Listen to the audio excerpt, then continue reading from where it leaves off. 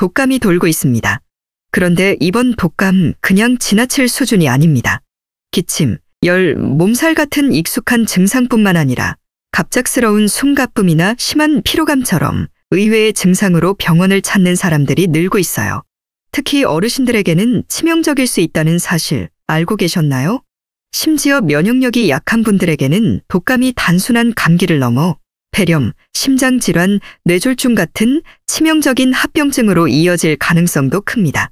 지금부터 이번 독감이 어떤 점에서 다른지, 어떤 증상을 조심해야 하는지, 그리고 어르신들이 건강을 지키기 위해 꼭 알아야 할 예방법까지 알려드릴게요.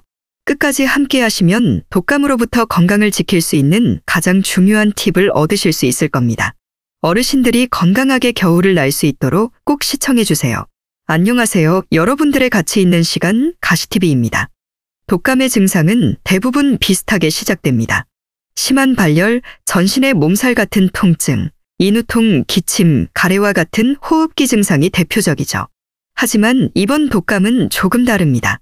기존의 독감은 주로 열이 먼저 나고 온몸이 쑤시고 아픈 전형적인 증상으로 시작됐습니다.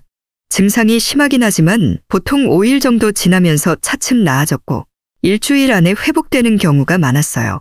그런데 이번 독감은 회복 속도가 더디고 증상이 반복적으로 악화되는 특징을 보입니다.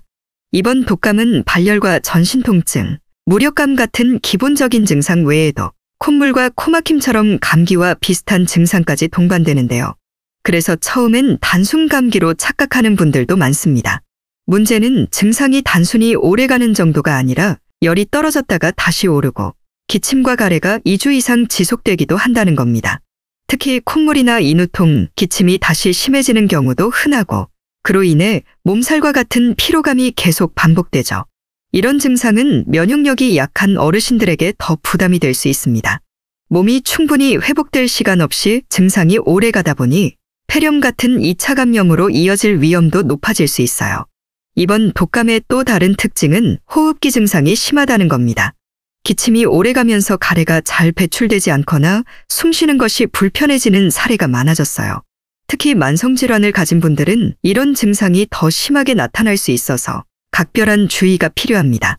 이처럼 독감인지 감기인지 헷갈릴 수 있는 혼재된 증상과 오랜 기간 이어지는 불편함이 이번 독감의 가장 큰 차이점이라고 할 수 있습니다. 치료와 회복에 더 많은 시간과 노력이 필요하기 때문에 초기부터 증상을 면밀히 관찰하고 빠르게 대응하는 것이 무엇보다 중요합니다. 이번 독감은 전형적인 호흡기 증상 외에도 예상치 못한 다른 증상들이 나타나고 있다는 점에서 주의가 필요합니다. 보통 독감에서는 발열과 기침, 가래, 인후통과 같은 증상이 주요하게 나타났지만 이번 독감은 이런 증상 외에 전신쇠약감과 같은 이례적인 증상으로 고생하는 환자들이 많아졌습니다.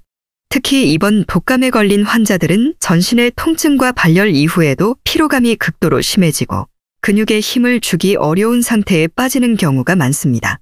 흔히 몸살이라고 부르는 독감 특유의 증상이 지나간 뒤에도 몸이 회복되지 않고 오히려 무력감이 심해지는 겁니다. 일상적인 활동을 하기 어려울 정도로 힘이 빠지는 환자들이 적지 않으며 이는 특히 고령층에서 두드러지게 나타나고 있습니다. 고령층의 경우 독감으로 인해 식사를 제대로 하지 못하거나 운동량이 줄어드는 일이 잦습니다. 여기에 병 자체가 주는 무력감이 더해져 전신적인 쇠약 상태에 빠지게 되는데 이는 단순히 몸이 피곤한 수준이 아니라 근육 기능이 저하되고 일상적인 활동조차 어렵게 만드는 심각한 상태로 이어질 수 있습니다. 이런 상태가 장기화되면 근육 소실과 체력 저하로 인해 회복이 더뎌지고 삶의 질도 크게 떨어질 수 있습니다. 더 심각한 것은 기존의 뇌혈관 질환, 심혈관 질환, 암 등 만성 질환을 앓고 있던 분들이 이번 독감에 더 큰 영향을 받고 있다는 점입니다. 특히 암 생존자나 면역력이 약해진 환자들은 독감 증상 자체도 더 심하지만 전신쇠약감이 훨씬 더 심각하게 나타나는 경우가 많습니다. 이런 환자들은 독감으로 인해 이미 약해진 몸이 더욱 큰 부담을 받게 되고 체력 회복에 걸리는 시간이 일반인보다 훨씬 길어질 수 있습니다.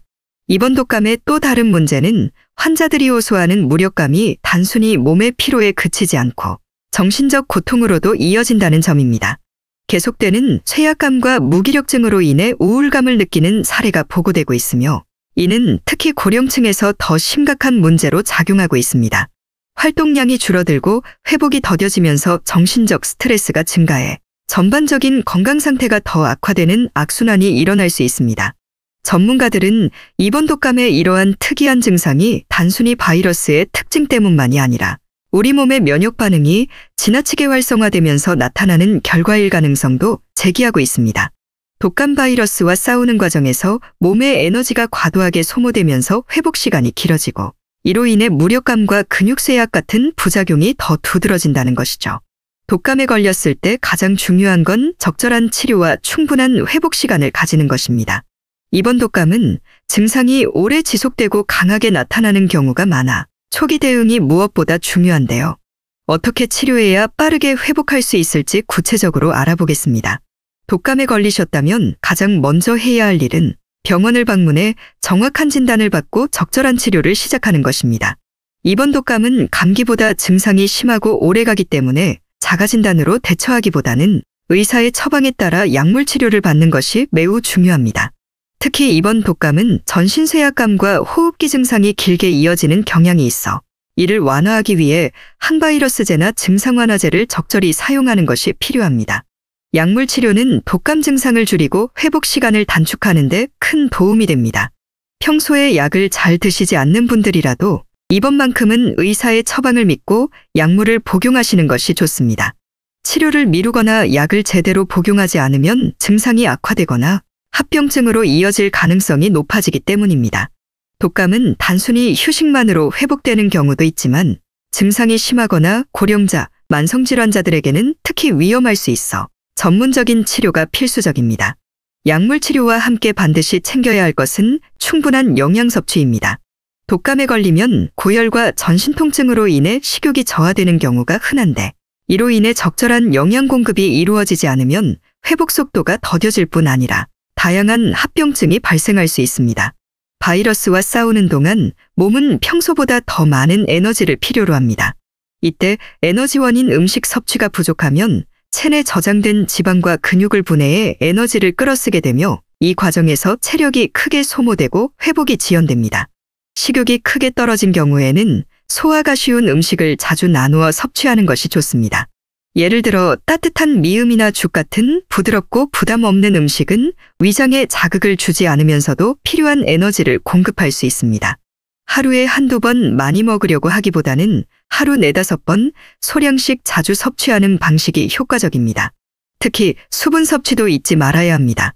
독감으로 인해 탈수 상태가 나타날 수 있기 때문에 물이나 이온 음료, 따뜻한 차를 수시로 마셔 체내 수분을 유지해야 합니다. 음식의 종류에 있어서는 몸에 좋은 음식이라는 기준보다는 입에 잘 맞고 먹기 편한 음식을 선택하는 것이 중요합니다. 독감으로 체력이 떨어진 상태에서는 고영양 식품을 억지로 먹으려 하기보다는 소화가 잘 되고 본인이 좋아하는 음식을 섭취하는 것이 더 효과적일 수 있습니다. 입맛이 전혀 없거나 소화가 어렵다면 최소한의 열량이라도 섭취할 수 있도록 미음, 죽 또는 스프 같은 음식으로 대체하는 것이 좋습니다. 이처럼 독감 치료에서는 약물 치료와 함께 충분한 영양 공급 그리고 휴식을 통해 몸의 회복 능력을 최대한 끌어올리는 것이 핵심입니다. 병원 치료를 받으며 회복에 필요한 조건들을 충족시킨다면 독감으로 인한 불편함과 위험을 최소화할 수 있습니다. 독감은 예방이 치료만큼이나 중요합니다.